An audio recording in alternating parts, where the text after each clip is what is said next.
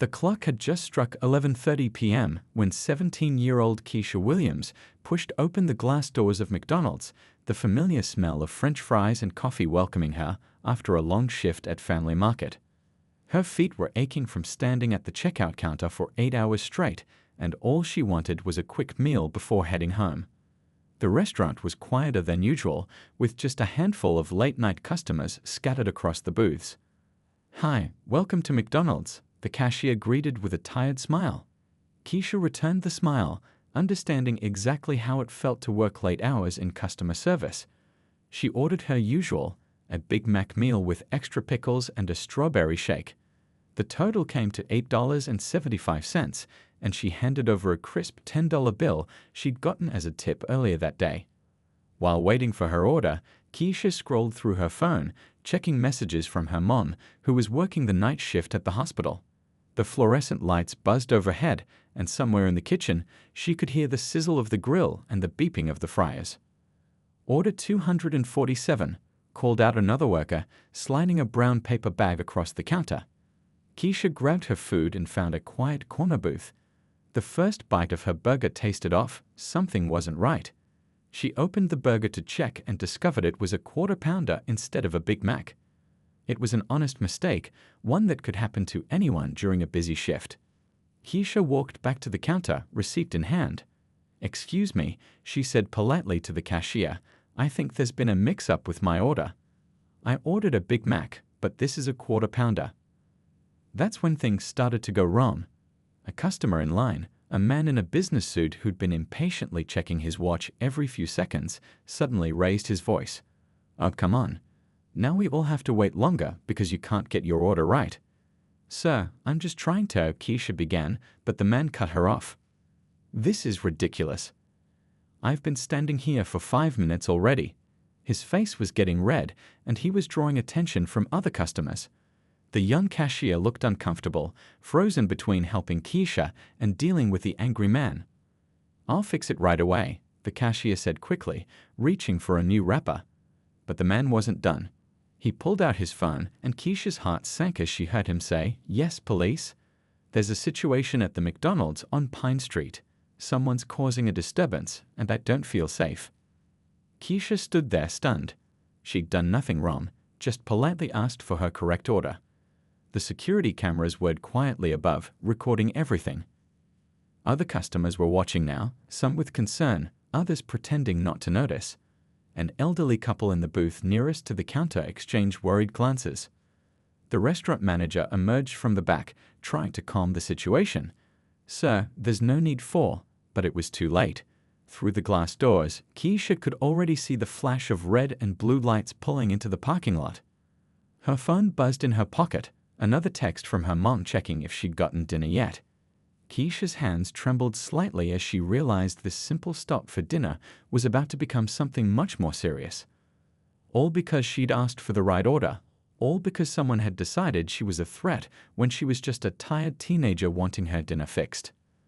The security cameras continued their silent vigil, capturing every moment as 3 police cars pulled up outside, their lights painting the restaurant's interior in alternating flashes of red and blue. Keisha took a deep breath, remembering everything her parents had taught her about staying calm in situations like this. She didn't move from her spot, keeping her hands visible on the counter, her receipt still clutched in her right hand. The glass doors swung open again, but this time it wasn't a hungry customer walking in. 3 officers entered, their hands already resting on their equipment belts. The late-night quiet of the McDonald's was about to be shattered, and nobody in the restaurant could have predicted what would happen next. The 3 officers spread out as they entered the McDonald's, their boots squeaking against the freshly mopped floor. The tallest one, Officer Reynolds, took the lead while the other 2 flanked him. The restaurant's cheerful music playing overhead felt oddly out of place now, as other customers watched the scene unfold with worried expressions. "Who called about a disturbance?" Officer Reynolds asked, his voice carrying across the quiet restaurant. The businessman in the suit immediately pointed at Keisha. "That's her. She was causing problems over her order." Keisha felt her heart racing but kept her voice steady. "Officers, there's been a misunderstanding. I just received the wrong order and politely asked for it to be corrected." She held up her receipt with both hands, making sure her movements were slow and clear. The young cashier behind the counter nodded in agreement but seemed too nervous to speak up. "Put your hands down," Officer Reynolds barked, taking an aggressive step forward. His hand moved to his belt, and Keisha slowly lowered the receipt, placing it on the counter. The second officer, whose badge read Chen, moved closer to her left side. "Turn around and put your hands behind your back," Chen ordered, reaching for his handcuffs. The third officer already had his taser out, the red targeting dot visible on Keisha's chest. "Please," Keisha said calmly, though her voice trembled slightly. "Check the security cameras. I didn't do anything wrong. I just wanted my correct order." She could feel tears forming in her eyes but blinked them back, remembering her mother's words about staying strong and dignified. An elderly woman sitting nearby slowly stood up, her coffee cup rattling against its saucer. "I saw everything," she said, her voice shaking but determined. This young lady was nothing but polite. She's telling the truth. The businessman who'd called the police shifted uncomfortably, suddenly finding the floor very interesting. Other customers had their phones out now, recording everything. The manager behind the counter was frantically trying to access the security footage on their computer system. "Ma'am, stay out of this," Officer Reynolds warned the elderly woman, but she didn't sit down. Instead, she took a small step forward, her handbag clutched tightly to her chest. "I'm not going anywhere. I've seen too many things like this happen, and I won't be silent anymore." A middle-aged man in work boots and a construction vest stood up from his booth. "She's right. We all saw what happened." He held his phone steady, making sure to capture everything. "The only person causing a disturbance was the man who called you."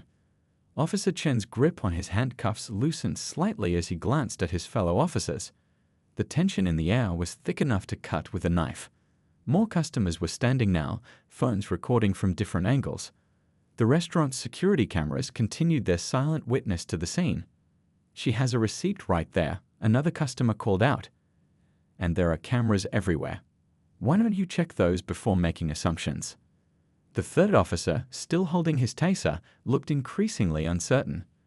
The red dot wavered on Keisha's chest as he glanced between his colleagues and the growing number of witnesses speaking up. Keisha remained perfectly still, her hands visible at her sides, her breath coming in short, controlled bursts. She could see her reflection in the dark windows, a scared teenager in her grocery store uniform, surrounded by 3 armed officers, all because of a wrong burger order. The restaurant manager finally got the security footage running on their screen. "Officers," she called out, her voice stronger now. "I have the video right here. Would you like to see what actually happened?" The atmosphere in the McDonald's had completely transformed. What started as a late-night confrontation was becoming something else entirely, a moment where ordinary people, strangers to each other just minutes ago, were choosing to stand up and speak out. The elderly woman who first spoke up took another step forward, her silver hair catching the fluorescent light. "Young lady," she called to Keisha, her voice gentle but firm, "don't you move an inch. We're all witnesses here."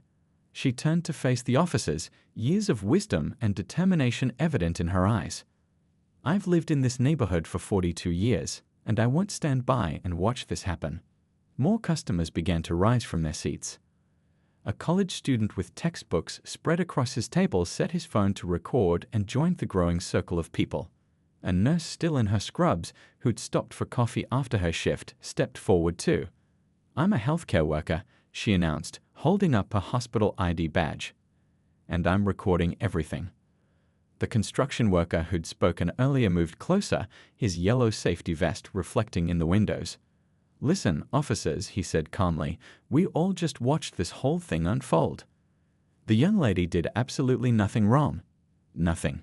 His phone stayed steady in his hand, capturing every moment. A mother with 2 sleepy children in tow stood up from her booth. "My kids are watching," she said quietly.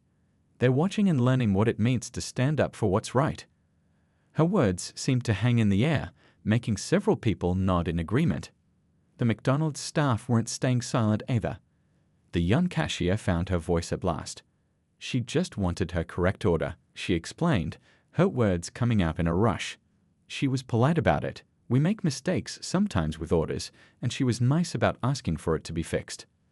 The night shift manager, still standing by the security camera monitor, spoke up again. "Officers, I've rewound the footage. Would you like to see it? It shows everything exactly as these people are describing." Her finger hovered over the play button, ready to prove what everyone was saying. The businessman who'd called the police was now backing toward the door, his face red with what looked like shame. An older man at a nearby table called out to him, "Hey, don't leave now. Stay and watch what your false report almost caused." More phones were recording now, at least 15 different angles capturing this moment.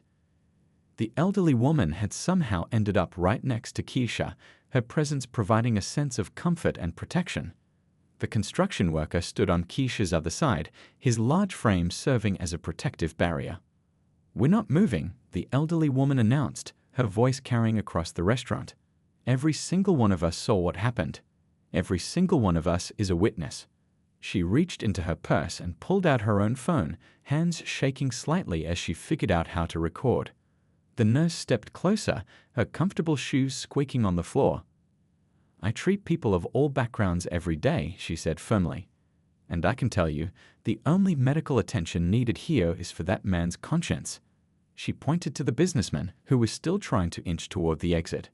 A teenager who'd been quietly eating his fries alone stood up, pulled his earbuds out, and joined the group. "I got it all on video too," he said, his voice cracking slightly with emotion. "From the very beginning." The circle of people around Keisha had grown into a solid wall of support, different ages, different backgrounds, all united in this moment. The officers looked at each other, clearly unsure how to handle this unexpected show of community solidarity. "Look around," the construction worker said, gesturing with his free hand. "Every single person in here is willing to testify about what they saw. Every single person is recording. And those security cameras up there? They've got it all too." The restaurant's usual late-night quiet had been transformed into something powerful, the sound of people breathing together, phones recording, and the soft murmur of encouraging words. The smell of French fries and coffee still hung in the air, but now it mixed with something else. The sense that this ordinary McDonald's had become the scene of an extraordinary moment of human connection and courage. The first video hit social media at exactly 11:52 p.m., uploaded by the college student with trembling hands. His caption was simple: "Right now at McDonald's, community stands up against police harassment of innocent teen." Within minutes, the video started spreading like wildfire across platforms. By midnight, 3 more videos from different angles appeared online. Each one showed the same powerful scene. A young black girl surrounded by a protective circle of everyday people, their phones raised like shields against injustice. The nurse's video, shot from her angle near the counter, captured the elderly woman's unwavering voice perfectly.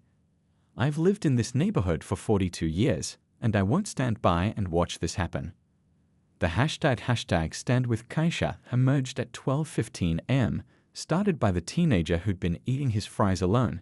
His shaky footage, complete with the sound of him pulling out his earbuds to help, struck a chord with viewers. "This is what community looks like," he wrote. No one knew each other, but everyone knew what was right. Local news stations began picking up the story around 1 a.m. The construction worker's steady-handed video provided the clearest view of events.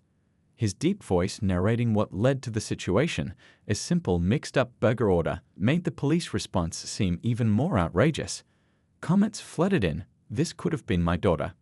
This could have been my sister. This could have been me." The McDonald's security footage, released by the night manager with corporate approval, told the complete story from beginning to end. Split-screen comparisons started circulating online, one side showing Keisha politely requesting her correct order, the other showing the businessman's aggressive reaction and false police report. By 2 a.m., news vans were pulling into the parking lot, their bright lights illuminating the scene through the windows. Inside, customers who'd planned on a quick late-night meal had become part of something much bigger. They shared their raw, emotional accounts with reporters, describing how strangers became united in the face of injustice. Social media exploded with reactions. The video of the mother telling her children that watching and learning what it means to stand up for what's right resonated deeply. Parents across the country shared it, adding their own messages about teaching the next generation to speak up. The elderly woman's stand became a symbol of hope. Her image, silver hair gleaming under fluorescent lights, phone held high despite her shaking hands, was turned into artwork by digital artists. Be Like Her became a rallying cry, inspiring people to consider what they would do in similar situations. National news picked up the story by sunrise. Clips of the nurse holding up her hospital ID, declaring herself a witness, played on morning shows. The construction worker's calm but firm voice became a soundtrack for change. Every single person in here is willing to testify about what they saw. But it was the silent moments that hit hardest. The footage showing Keisha standing still, dignified, scared but strong, while strangers formed a human shield around her. The small acts of kindness captured on camera. The cashier finally finding her voice, the teenager pulling out his earbuds to help, the mother teaching her children through example. As morning broke, the videos had reached millions. Comment sections filled with similar stories from across the country, but also with hope. "This is what change looks like," wrote one viewer. "It starts with regular people in regular places choosing to do what's right." The businessman's face, captured clearly as he tried to slip away, became a lesson in accountability. His company would later issue a statement, but the internet had already labeled him #FastFoodFalseReport, a reminder that actions have consequences in the age of smartphones and social media. What happened in a quiet McDonald's at midnight had become more than just a viral moment. It was a mirror showing both the problems that persisted and the power of ordinary people to stand against them. Each share, each repost, each new perspective added to the story's impact, proving that sometimes the biggest changes start with something as simple as a mixed-up burger order and the courage to stand up for what's right. The police department's internal affairs office buzzed with activity at 9 a.m. the next morning. Captain Rodriguez sat at her desk, scrolling through dozens of videos from the McDonald's incident. Her coffee grew cold as she watched the footage for the third time, paying close attention to her officer's body language and actions. "Get me the personnel files on Officers Reynolds, Chen, and Thompson," she called to her assistant. Within minutes, 3 thick folders landed on her desk. As she opened them, a pattern began to emerge that made her frown deepen. Officer Reynolds had 6 complaints of excessive force in the past 2 years. Officer Thompson had been transferred from another precinct after similar incidents. Only Officer Chen's record was relatively clean, though he'd been on the force for just 18 months. The police chief called an emergency meeting at 10 a.m. The conference room filled quickly with department heads, legal advisors, and community relations officers. The McDonald's security footage played on the large screen, showing every detail in crystal clear quality. "This isn't just about last night," the chief said, his voice heavy with concern. "This is about a pattern we can't ignore anymore." He pointed to the screen, where the elderly woman could be seen standing her ground. "When our own community is forming human shields against our officers, we have failed in our duty to protect and serve." Down the hall, 2 internal affairs investigators interviewed the night manager from McDonald's. She brought additional footage from different camera angles, each one backing up the viral videos circulating online. "The young lady did nothing wrong," she repeated firmly. "Nothing at all." The businessman who made the false report was called in next. His expensive suit couldn't hide his nervous fidgeting as he tried to explain his actions. "I was just tired and frustrated," he stammered. "I didn't think it would go that far." The investigators exchanged knowing looks. They'd heard similar excuses before. By afternoon, community leaders arrived at the station. They'd brought with them years of documented incidents, times when similar situations hadn't been captured on camera. The conference room became a space for hard but necessary conversations about trust, accountability, and change. Officer Chen requested a private meeting with Internal Affairs.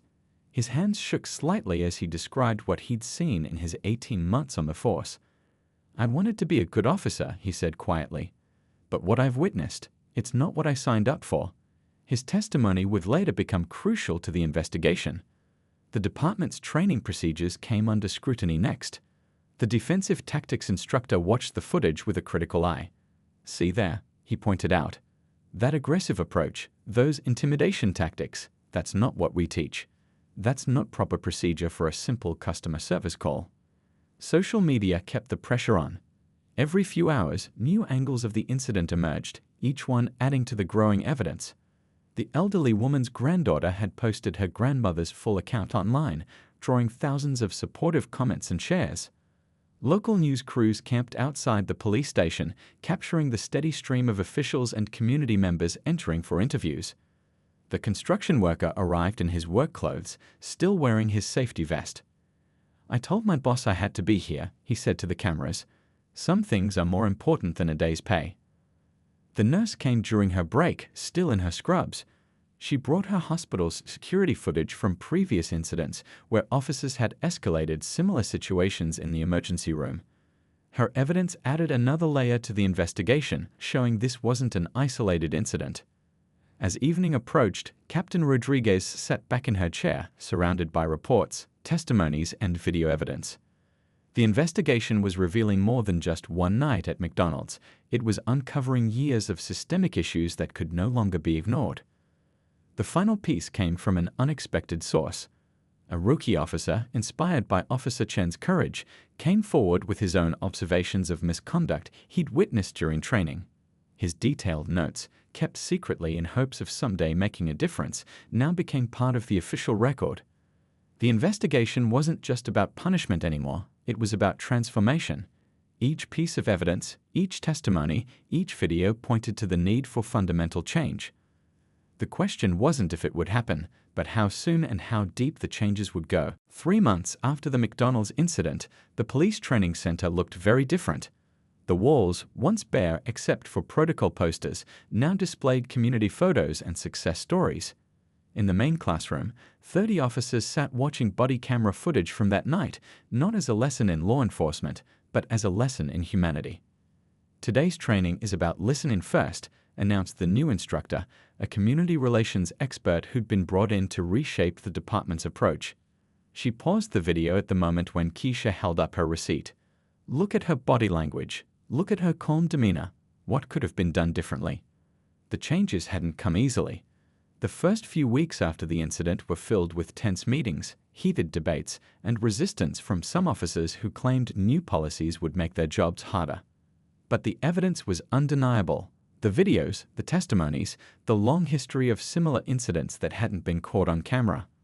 Officer Chen, who'd spoken up during the investigation, now helped lead some training sessions. "I was there that night," he would tell each new group. "I was part of the problem, but we can be part of the solution." His honesty earned him respect from both fellow officers and community members. The department implemented a new program called Community First Response. Every officer had to spend time working alongside social workers, mental health professionals, and community leaders. They served meals at homeless shelters, attended neighborhood meetings, and learned to see the community through different eyes. The businessman who'd made the false report didn't fade into obscurity. Instead, he became part of the change. After facing consequences at work and in the community, he started speaking at local schools about the dangers of bias and the importance of taking responsibility for one's actions. The McDonald's where everything happened became an unexpected hub for positive change. The restaurant manager started a monthly community dialogue program where residents and police officers could share meals and conversations. The booth where Keisha had sat that night now had a small plaque where community stood together. Training scenarios were completely revamped. Instead of focusing solely on threat assessment, officers now practiced de-escalation techniques and cultural awareness. Role-playing exercises included community members who shared their experiences and perspectives. The elderly woman who'd first stood up that night became a regular speaker at police academy graduations.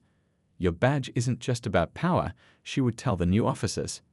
"It's about protection, protecting everyone's dignity, everyone's rights, everyone's humanity." Local businesses joined the effort. They offered their spaces for community police meetings, donated to training programs, and put up signs supporting positive change. The construction company where the brave worker was employed started a scholarship fund for young people interested in law enforcement reform. The nurse who'd recorded everything that night helped develop new protocols for police responses at hospitals and healthcare facilities. Her experience treating people from all walks of life brought valuable insight to the department's reform efforts. Body camera footage from recent police interactions showed the impact of these changes. Officers were taking time to listen, to understand situations fully before acting. The aggressive approaches of the past were being replaced by respectful dialogue and genuine community engagement. 6 months after the incident, the department's statistics told a new story. Complaints were down by 60%. Positive community interactions had increased dramatically. Officers reported feeling more connected to the people they served, and community surveys showed growing trust in law enforcement. The teenager who'd pulled out his earbuds to help that night started a youth program called Stand Up, Speak Out, teaching other young people about their rights and responsibilities as community members. His viral video had shown him what one person's courage could inspire.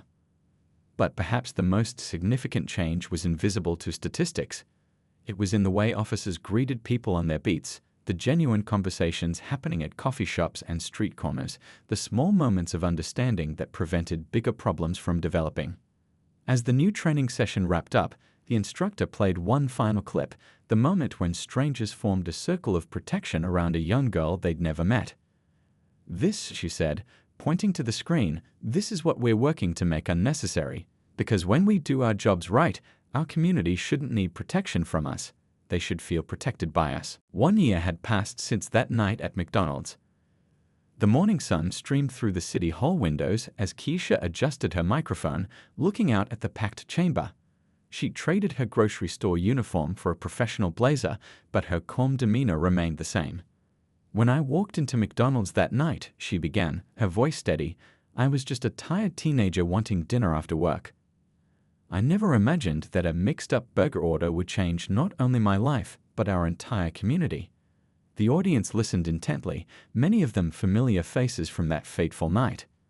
In the front row sat the elderly woman who'd first stood up for her, now the head of the newly formed Community Oversight Committee. Next to her was the construction worker, still in his safety vest. He'd come straight from his site, where he now ran a mentorship program for young people interested in the trades. The nurse who'd recorded everything was there too, wearing her hospital badge. She'd helped create a new crisis response unit that paired healthcare workers with police officers for certain emergency calls. The program had already shown impressive results in de-escalating potentially dangerous situations. "This past year has taught me something powerful," Keisha continued, gesturing to the crowd. "Change doesn't always come from the top down. Sometimes it starts in a fast food restaurant at midnight, with ordinary people choosing to do the extraordinary." The McDonald's night manager nodded from her seat. The restaurant had become something of a local landmark. The monthly community dialogues she'd started now drew people from neighboring cities who wanted to learn how to build similar programs in their own communities. Officer Chen, no longer a rookie, sat in his uniform among the crowd. He'd been promoted to lead the department's new community engagement division. His openness about that night and his role in it had earned him trust from both his fellow officers and the public. "But the real story isn't about that one night," Keisha said, pulling up slides on the large screen behind her. "It's about what we've built since then."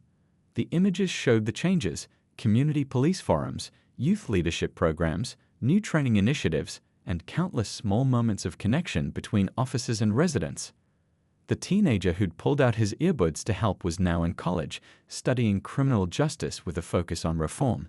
His Stand Up, Speak Out program had spread to high schools across the state. In the audience, he smiled, remembering how his shaky video had helped spark a movement. The businessman who'd made the false report wasn't present, but his impact remained. His story had become a teaching tool in corporate training sessions about bias and responsibility. His public acknowledgement of his mistakes and subsequent work to make amends had shown others the importance of accountability. "Look around this room," Keisha urged, and people turned to see faces both familiar and new. "Every person here has a story about how they've been part of this change. Whether they were there that night or joined us in the months that followed, each one has contributed to making our community stronger." She shared the latest statistics. Complaints against officers down significantly, community trust levels up, successful interventions in potentially volatile situations, and most importantly, a measurable increase in positive daily interactions between police and residents. "But numbers don't tell the whole story," she continued, her voice softening. The real change is in the small moments. It's in the officer who stops to play basketball with kids in the park. It's in the community members who greet their local patrol officers by name. It's in the way we've learned to see each other as human beings first. The city council members listened attentively as Keisha outlined plans for the next phase of community police relations. The initiatives included expanded youth programs, additional training resources, and new partnerships with local businesses and organizations. 1 year ago, I was scared and alone at a McDonald's counter, she concluded, her voice strong with purpose. Today, I'm standing here because of the courage of strangers who became friends, and because we all decided that what happened that night would be a beginning, not an end. As applause filled the chamber, Keisha looked at the faces around her, the elderly woman with tears in her eyes, the construction worker nodding proudly, the nurse smiling warmly, Officer Chen standing in respect. Each person represented a thread in the tapestry of change they'd woven together. The McDonald's receipt from that night was now framed in her home office, a reminder that the biggest changes often start with the smallest moments, and that ordinary people, standing together, can transform a community one action at a time.